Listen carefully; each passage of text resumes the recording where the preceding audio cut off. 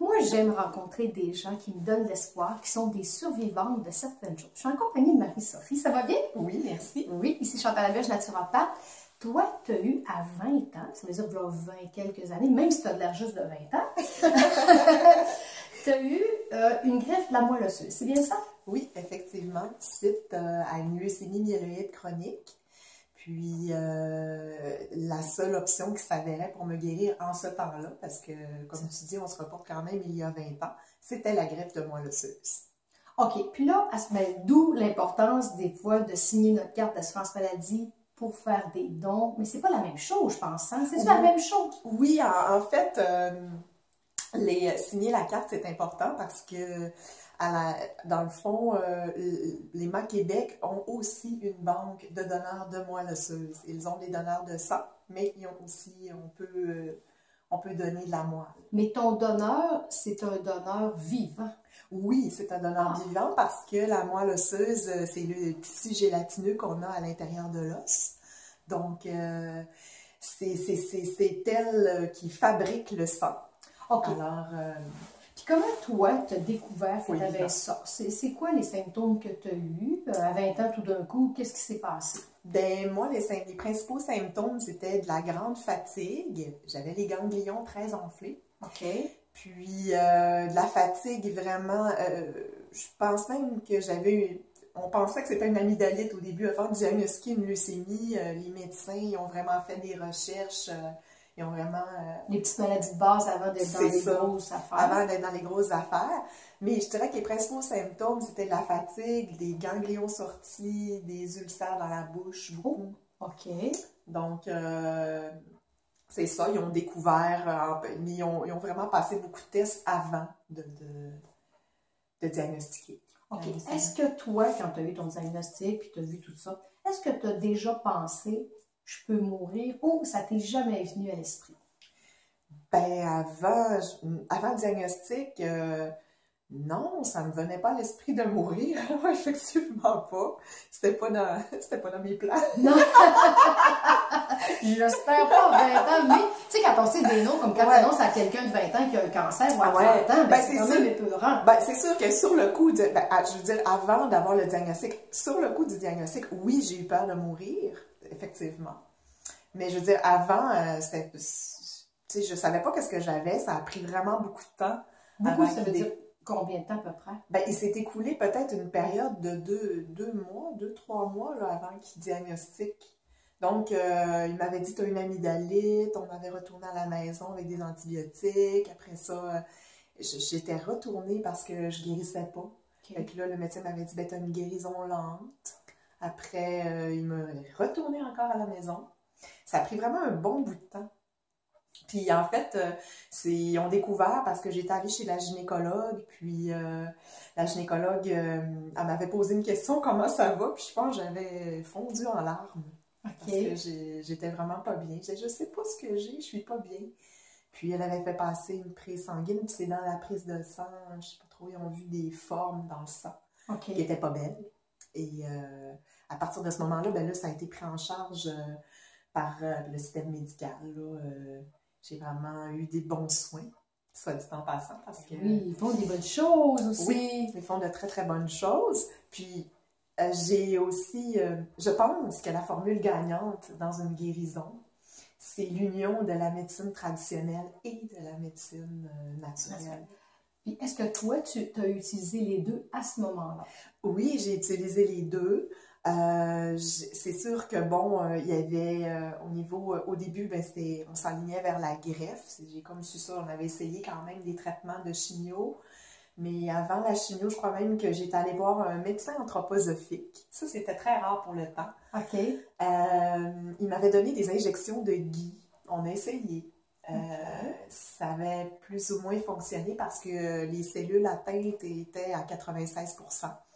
Donc, c'était rendu comme un peu trop tard pour un petit retour. Réinverser. C'est ça, réinverser le processus. Donc, j'ai opté à ce moment-là pour la greffe de moelle, accompagnée de la médecine, parce que ça s'avérait être l'option la mieux pour moi dans ce temps-là. OK, puis est-ce que c'est difficile, est-ce que c'est douloureux d'avoir ça? Je veux dire, faut-tu t'attendre? Ben, tu sais, un donneur de cœur, on sait bien qu'il faut un accidenté. Là, c'est différent, mais ça prend combien de personnes? Tu sais, toi, ça a pris combien de personnes pour trouver le bon donneur? Ben, ça a pris beaucoup de personnes en fait. Il y a beaucoup de gens, même dans la région, je devrais remercier beaucoup. Il y a 500 personnes qui ont passé le test de compatibilité Wow! pour tenter de me donner de la moelle. Mais il n'y avait aucun de compatible. Donc, il a fallu aller dans la Banque universelle d'Emma-Québec, OK. qui est, comme je disais tout à l'heure, c'est la même banque que les donneurs de sang, sauf que du côté de la moelle osseuse. Et puis, ils ont trouvé un homme. J'ai su que c'était un homme d'Angleterre un petit peu plus tard. Sauf que c'est ça, j'ai pas eu de confirmation que c'était bel et bien ça, là. Sauf que dans ma tête, une infirmière c'était comme un peu, lors de la greffe, elle s'était comme un peu échappée là-dessus. Donc, j'ai toujours pensé que c'était un généreux homme d'Angleterre qui m'avait donné un bout de ses cellules. Un prince pour toi. Peut-être donner du sang. Mais en fait, c'était presque comme un frère sanguin. OK. C'est quand même assez miraculeux, je trouve, de trouver une personne qui finalement ne fait même pas partie de la famille, mais qui est à l'autre bout de la terre, puis qui a approximativement les mêmes gènes que toi. Ah, c'est impressionnant quand même. C'est très impressionnant. Puis, une fois qu'on t'ingère, on va dire pas. Comment qu'on dit ça, te donner la moelle, qu'on te transfère, qu'on te. Oui, c'est comme une transfusion. Une transfusion, OK. Est-ce que ça fait des douleurs dans le corps? Comment ça se passe? Ben, je dirais que la greffe comme telle, ça ne fait pas mal parce que c'est comme une transfusion. Donc, c'est dans le petit sac, au lieu que ce soit du sang, ben, c'est des cellules souches qu'on appelle, c'est-à-dire les meilleures cellules de la moelle. Mais auparavant, ce qui fait mal, je dirais que c'est la chimio. Parce que En fait, tu fais la chimio avant. avant. Oui, Oh. dans un protocole de greffe de moelle osseuse, il y a un processus de chimio qui est enclenché au début pour détruire ma propre moelle. OK. Donc, il a fallu, et c'était des doses assez fortes, c'était du genre 4 jours de pilules, mais tu sais, dans chaque pilule, il y avait 7 comprimés, je me souviens, donc ça faisait 7 fois 13 pilules que j'ingérais par jour. OK. Une journée de repos, 4 jours intraveineux, une journée de repos, il y avait la greffe et il y avait encore 4 traitements de chimio par la suite. Donc, c'est assez concentré. C'était une bombe dans ton corps. Oui, vraiment. OK. Puis là, t'avais-tu des effets secondaires style très enflé ou... Ben ça a été lors du premier rejet. Je dirais qu'au départ, j'avais des effets secondaires de la chimio, évidemment. Là, j'ai vomi beaucoup. J'ai eu beaucoup de maux de cœur. On est chamboulé, là, c'est sûr. Mais en même temps, je dirais que c'est ma joie de vivre qui m'a tenue. Ma joie de vivre, puis ce plus grand que moi j'appelle Dieu, qui m'a tenue. OK, super. Puis qui a fait en sorte de me faire garder le moral aussi à travers tout ça. Parce que, bon, c'est beaucoup de choses qui se passent dans le corps, beaucoup de chamboulements. Tu étais jeune, 20 ans quand même. Oui, ben oui. C'est sûr que c'est quand même jeune. Et puis, mais il y avait une volonté de vivre qui était grande. Puis je pense que c'est cette volonté-là sur laquelle il faut s'appuyer beaucoup.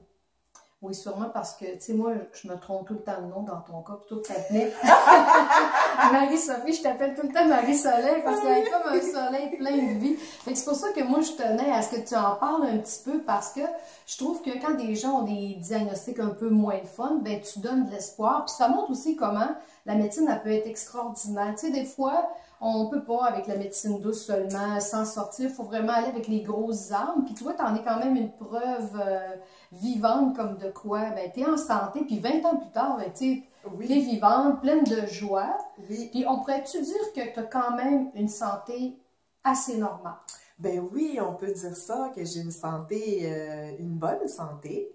Tant que je fonctionne avec un horaire qui me convient, Tes c'est-à-dire... limites. Oui, c'est ça, c'est de respecter, c'est toujours dans le respect. Mais je crois que même ceux qui ont pas eu de vécu de grandes maladies comme ça, je pense qu'il faut apprendre à mettre nos limites, puis à regarder, à ne pas aller trop loin, plus loin que la fatigue ou que ce que l'on est capable de faire dans une journée. Puis souvent, ben Dieu se sait, avec le rythme de vie effréné qu'on a de nos jours, ben des fois c'est difficile de s'arrêter, de prendre du temps pour soi. Mais c'est tellement important. Oui, ça c'est vrai, de penser à soi et avec ses Oui. limites. Ben merci de ton beau témoignage Ça me fait plaisir. et bonne santé. Merci.